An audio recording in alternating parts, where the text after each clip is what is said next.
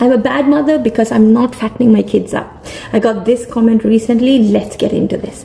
Yeah, my son is thin and we're a vegetarian family. And yes, I'm strict about what processed foods my whole family consumes, not just the kids. So he doesn't eat biscuits and chips and pizza regularly. He has them sometimes. What people say to me is always the same though. Let them have their childhood. Let them be young and their young bodies can take it. Give him what he'll eat. At least he'll put on weight. Stir in some cheese triangles into every meal. Give plain rice with some ketchup.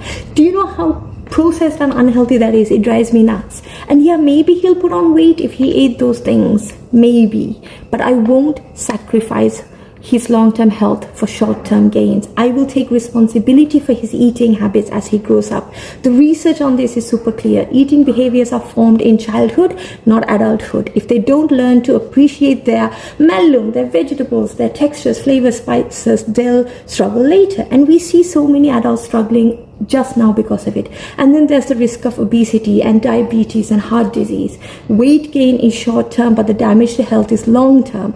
Ultra processed foods are engineered to override a child's feeding signal. The research shows greater exposure directly increases the risk of diabetes and heart disease and depression, and in children and in the adults that they become. So no, I will not be handing him the biscuits and the chips to bulk him up, not because I don't want him to gain weight, because I'm playing a longer game. I'm protecting his health as a middle-aged man when he's 40, 50, 60. My son eats a varied diet: rice and curry, toast, salads, Chinese food, Indian food, everything you can think of.